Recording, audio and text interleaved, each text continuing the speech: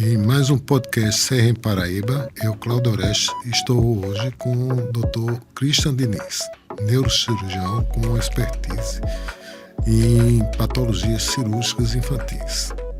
Dr. Christian, gostaria que inicialmente se apresentasse, novamente, assim, para a gente ter...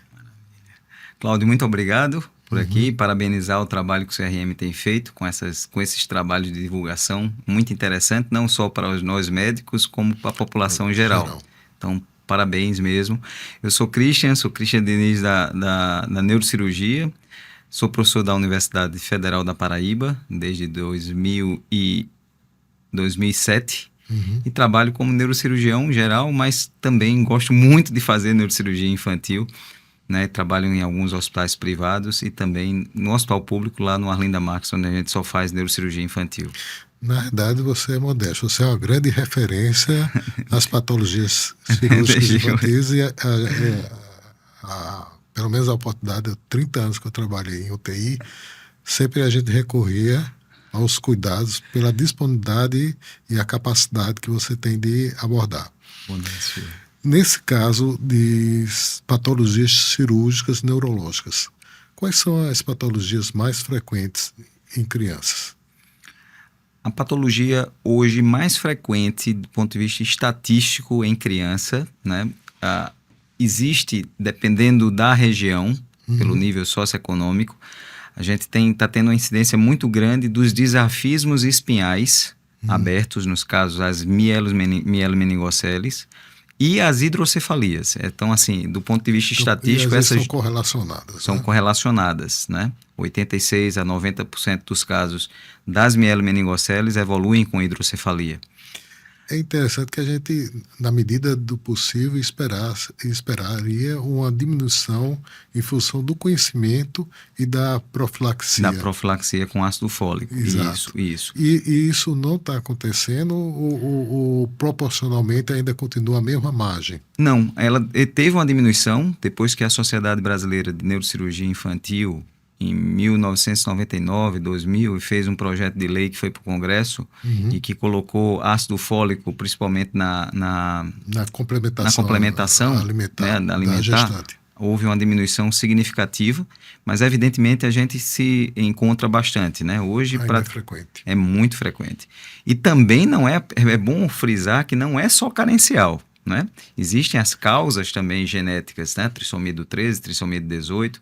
Então, 90% eu diria que seria carencial por a deficiência de ácido fólico. Até algum tempo atrás, essas patologias só eram diagnosticadas ao nascimento. Com o avanço da ultrassom e outros exames, eles passaram a ser diagnosticadas intraútero. Inclusive, em alguns lugares já tem uma abordagem durante a gestação. Isso procede? Procede. Com a evolução da diagnóstica, principalmente com a ultrassonografia. A ultrassonografia, eu diria que 95% tem o diagnóstico. Claro que em alguns casos suspeitos precisa da complementação da ressonância magnética intraútero, mas assim, o diagnóstico ele é muito realizado pela ultrassom simples mesmo, gestacional. E a questão da cirurgia intraútero já se tem, depois do estudo MOMES nos Estados Unidos, que pegaram 3 grandes centros de universidades norte-americanas. Começou-se a realizar o procedimento intraútero da 26ª a 28ª semana de gestação. Claro que depois teve um follow-up que foi bom e depois teve um que foi muito ruim. Então, está para se ter um novo consenso do MOMES, porque coloca-se na balança em relação aos riscos maternos, os riscos e benefícios, principalmente maternos, Porque são cirurgias que são feitas nessa idade gestacional precoce, podendo ter descolamento prematuro de placenta, ruptura uterina. Então, assim, é algo que precisa colocar na balança. Está se verificando também o nível da mielomeningocele. Quanto mais baixa, hoje está se tentando retornar o que era feito previamente, ou seja, procedimentos extraútero, ao nascimento, a termo. Nesses procedimentos extraútero, assim que a criança nasce, existe uma relação entre o tempo de intervenção e a recuperação e as complicações? Sim, com certeza. Não tenha dúvida. Nesses casos, mielomeningoceles, principalmente rotas, o ideal é se corrigir entre 6 e 10 horas, né? Pelo risco de infecção, né? As meningites.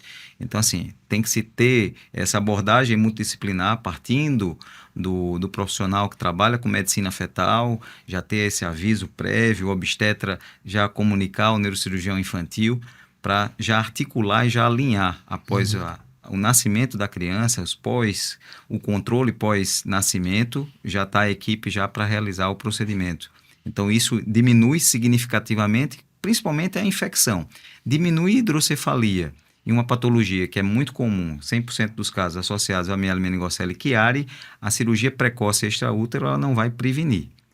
Esse é um dos critérios que se faz intraútero, né? A diminuição da hidrocefalia e do Chiari. Mas isso tem as suas diretrizes, né? Que estão sendo discutidas para ver se vale a pena fazer intraútero ou não, a determinar do caso e da localização da miele meningocele. Feita a cirurgia, o acompanhamento é multidisciplinar e a perspectiva hoje em dia, como ela está na realidade? Evoluiu muito porque, assim, as abordagens, antigamente, quando se tinha miele meningocele, pensava só na neurocirurgia acompanhando, né? E pronto, parava. Hoje a gente trabalha com a equipe que tem pediatra, já se tem uma referência importante na ortopedia infantil, que é importante, a nefrologia, né? Ou seja, os pacientes com miele meningocele, 90% dos casos vão evoluir com bexiga neurogênica. Então, a urologia ou nefrologia e a fisioterapia especializada. Fisioterapia para trabalhar a pelve, para trabalhar a musculatura paravertebral. Então, essa abordagem multidisciplinar, principalmente no centro de reabilitação referenciado, ela melhorou significativamente e, assim, melhorando o prognóstico desses pacientes. E do ponto de vista neurológico em si, existe ainda complicações ou sequelas? Uma das questões da miele meningocele neurológica, porque como 90% dos casos evoluem para a hidrocefalia, né, existem as complicações de válvula, né? Então, a complicação de válvula, seja por má funcionamento de válvula, drena muita válvula, drena pouca válvula, a própria infecção da válvula, né? Então, assim, essas complicações é algo que é comum a gente lidar. E claro que algumas crianças, dependendo das malformações que vêm associadas com a miele meningocele, tá certo? Algumas digenesias, alterações na embriogênese, pode-se ter algumas alterações de aprendizado cognitivo, tá? Não, na maioria não, mas pode-se ter. Fora essas patologias, quais outras que são impactantes na infância? Uma que é importante a gente frisar, e assim, a estatística ela é bem impactante, é o tumor cerebral. Note-se que, assim, o tumor cerebral hoje, ele é a segunda causa de tumor na infância. Ela só perde para a leucemia. Se for verificar tumor sólido, ele é o primeiro. Mesmo? A segunda causa é tumor cerebral. Então, não é infrequente. Então, o tumor tem que ficar esperto em algumas sintomatologias. E o que é que chama a atenção no tumor? Pronto, é um tópico importante. Primeiro, a dor de cabeça. É aquela dor de cabeça, né, constante, ela é gradativa.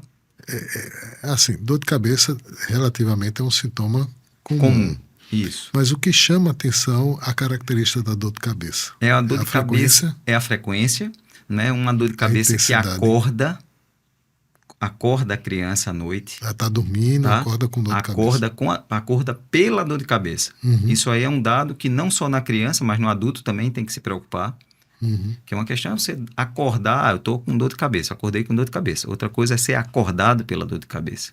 Não é? Isso aí tem uma explicação fisiopatológica, porque durante o sono a gente tem uma hipoventilação fisiológica, né? Ou seja, o aumento de PaCO2 ela aumenta bastante, né? E o oxigênio diminui. E o oxigênio diminui. Então, assim, existe uma vasodilatação. Se já tiver uma síndrome de hipertensão intracraniana, vai piorar. E a outra é a questão dos vômitos, né? Vômitos. Então, é a tríade clássica da hipertensão, ou seja, a dor de cabeça, o vômito, e aí nessa suspeita, geralmente se passa por um oftalmologista, se tem o papiledema. Então, é edema de papila. Agora, tem também outros sintomas que passam muito desapercebidos, que depois do diagnóstico É interessante que os pais, eu por isso que meu filho estava assistindo televisão meio desviado, assim, meio com a coluna meio lateralizada, como se tivesse o torcicolo. Então, o torcicolo é um sinal de alerta. É um sinal de alerta. Por quê? Porque, na maioria das vezes, os tumores na infância são tumores infratentoriais. Então, esses tumores, eles ocupam a cisterna magna. Então, o líquor, ele desce pela cisterna magna, né, e vai para a coluna. Então, como ele tampona ali, ele obstrui, há uma tendência de fazer isso aqui para você lateralizar para o líquor passar. Então, começa a ter o torcicolo. Uma das coisas que fala muito também é a questão da tontura e alteração da marcha, né? A marcha, né? O nistagmo. Sim. O nistagmo, a dismetria. O olho puxando para um determinado lado. Do outro lado, principalmente a alteração do sexto nervo, que é o nervo mais acometido da hipertensão intracraniana, ou seja, o paciente ele vai começar a ter um estrabismo convergente, o olho vai voltando para dentro, e o nistagmo. E a disbasia, a ataxia, não é? Como se fosse uma marcha ébria. Ele tivesse bebido alguma coisa. Bebido algo, isso. Sem ter bebido. Então, sem ter bebido. Então, são sintomas muito característicos. Então, dor de cabeça, vômito, ataxia de marcha, disbasia, dismetria. E nessa fase é importante atentar para esses sintomas para dar um direcionamento. Direcionamento, isso. E em termos de exames? O exame hoje, assim, chegando num pronto atendimento, geralmente se pede uma tomografia de crânio, né? Claro que uma vez que se identifica uma massa na fossa posterior, ou seja, supratentorial, a gente vai aprofundar com a ressonância magnética com gadolínio. Então, se faz a ressonância magnética, feito o diagnóstico, aí vai se verificar qual o tipo de tratamento, a depender da localização do tumor. Então, o neurocirurgião aí é acionado e vai começar a fazer o planejamento terapêutico. De uma maneira geral, quais são os que têm melhor resposta ou um prognóstico melhor? O tumor na infância, a gente tem 3 que são bem comuns, né? São os mais comuns. É o astrostoma pilocítico, que é um astrostoma grau 1. Existe o ependimoma, tá? E existe o meduloblastoma. Então, desses 3, do ponto de vista de malignidade, o meduloblastoma, ele é o pior. Ele é o pior. Do ponto de vista técnico, ou seja, o meduloblastoma ele é muito aspirável. Então, ele é fácil de se retirar. O ependimoma que está ali no meio, ele adere muito ao assoalho do quarto ventrículo, ao assoalho do tronco cerebral. Então, do ponto de vista técnico, não é muito bom. A gente trabalha muito com a monitorização neurofisiológica. Existe um neurofisiologista e ele sempre nos avisa, né, quando está tirando um ependimoma, porque ele fica muito aderido. Então, cuidado, está tendo muita manipulação. Tá? E o astrostoma pilocítico, ele tem um plano de clivagem bom, porém, muitas vezes ele está infiltrado no tronco também. Entendi. E também o medula. Então, todos esses 3 podem ter infiltração do tronco, mas assim, depende muito do plano de clivagem no ato operatório. E, assim, um aspecto do acompanhamento desse tipo de paciente, muitas vezes ele precisa de algum complemento terapêutico, Sim. né? Tanto do ponto de vista quimioterápico ou radioterápico, isso, né? Isso. E a perspectiva com relação a isso, como é que se dá tanto para o paciente em si como para a família? Isso. Assim, tudo vai depender do grau de ressecção, a depender do tipo tumoral. Por exemplo, quando se tira quando o astrostoma pilocítico ele não tem invasão de tronco, que ele tem um nódulo mural, ele é muito característico. Ele tem um nódulo sólido, que a gente chama de nódulo mural, que ele está ali perto do cerebelo, do vermes do cerebelo, e tem a porção cística. Então, quando o neurocirurgião verifica que não tem invasão, ele faz o planejamento com a ressonância magnética, que ele não está adentrando, não está tendo aderência ao tronco cerebral, não está entrando no tronco, que dá para se fazer a ressecção completa, esse prognóstico é maravilhoso. Não precisa de químio, não precisa de rádio. A questão é quando o astrostoma pilocítico tem infiltração. E aí você vai, comunica, entra na jogada aí o oncologista pediátrico. Né? Então aí se verifica se vai ser necessário ou não. Na maioria das vezes, quando tem um resquício pequeno, não faz a complementação, faz a observação e a depender a quimioterapia ou rádio. Já o meduloblastoma, sim, precisa da rádio. Ela precisa da rádio. E aí o meduloblastoma tem uma característica que pode ter uma disseminação meníngea, não é? Licórica. Então, a rádio ela precisa ser feita em todo o neuroeixo. Em todo o neuroeixo. Dependendo também da evolução, transplante de medula. Então, a oncologia pediátrica entra no jogo para fazer a complementação dessa terapia. A gente vê um avanço grande da tecnologia de uma maneira geral. E a gente tem ciência que tem uma expertise maior por cirurgias vídeo-laparoscópica, que, de fato, tem uma abordagem muito melhor em determinadas situações. Existe mais alguma outra perspectiva do ponto de vista tecnológico para esse tipo de abordagem de cirurgias neurocirúrgicas infantis? Sim, sim, com certeza. A tecnologia ela evolui todos os dias, né? Eu sou fascinado pela tecnologia, né? Você falou da endoscopia. A endoscopia ela é fascinante, né? Porque você consegue atingir locais, evidentemente, muitas vezes pelo trajeto, que é o trajeto retilíneo, quando é um endoscópio rígido. Por isso que agora os japoneses já têm uma certa expertise nos endoscópios flexíveis. Tudo na vida tem vantagens e desvantagens, mas o endoscópio flexível ele atinge áreas que o rígido não atinge. Então, isso são cânulas. E assim, eu tenho até uma satisfação grande, porque vai ter o primeiro curso que vai ser oferecido pela Universidade da Flórida e pelo Orlando Health nos Estados Unidos, e a gente vai estar como professor docente agora em fevereiro de 2025 do primeiro curso norte-americano de neuroendoscopia por endoscopia flexível. Então, assim, eu sou fascinado por isso. A gente fez um projeto aqui, de João Pessoa, a gente está levando os nossos modelos para os americanos treinarem lá e fazer esse curso. Então, assim, além da endoscopia, que é maravilhosa, a navegação, né? Ou seja, o nosso GPS. Então, a navegação, ela tá em módulos high-tech, porque antes se tinha uma dificuldade de calibragem e toda vida que quando se abria o crânio, não é? Você perdia o parâmetro, que a gente chama de brain shift. Você abriu o crânio, saiu o líquido, você perde o parâmetro. Então, hoje tem como você, com a ultrassonografia, recalibrar o aparelho. Então, você não perde essa precisão, né? Então, existem as monitorizações intracranianas, quer dizer, tumores de tronco cerebral, você consegue fazer a monitorização, o neurofisiologista monitora todos os nervos cranianos, toda a parte motora, a parte sensitiva. Então, isso é importante. Na hora da cirurgia. Na hora da cirurgia. E tem um projeto que eu estou querendo entrar, que a gente está tentando aí, né, com a instituição, que é através de nanotecnologia. Então, o que é que a gente pretende, né? Já se tem vários estudos experimentais, mas imagine um tumor no tronco cerebral. Então, esse tumor no tronco cerebral, se eu fizer uma quimioterapia, evidentemente vai atingir todo o nosso sistema, todo o nosso corpo.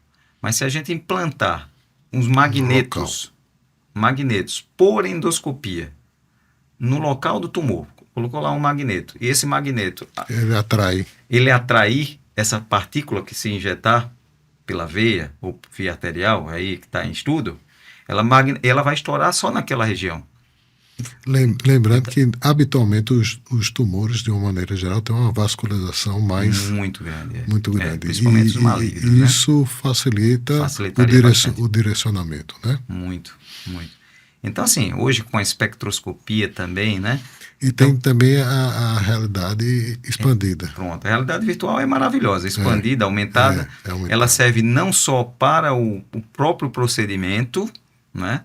Mas também, aí eu vou falar, para o planejamento, o seu pré. Alguns procedimentos cirúrgicos a gente coloca no software de realidade aumentada, virtual, para treinamento. Então, a gente lá nesse óculos, a gente consegue verificar a tractografia, fazer o planejamento, qual o trajeto que a gente vai tomar, qual o planejamento, como é que vai ser a manipulação do endoscópio, da cirurgia. A gente consegue calcular a angulação.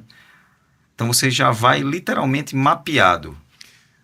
É interessantíssimo essa perspectiva.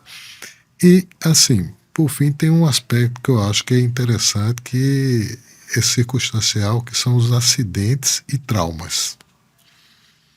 Que eu acho que aí vai expandir não só a criança, como o adolescente. Isso, né? Isso. E nesse aspecto, existe algum critério, alguma orientação, alguma... A orientação primeira que a gente vê para ele é o uso do capacete. Sim. Não é?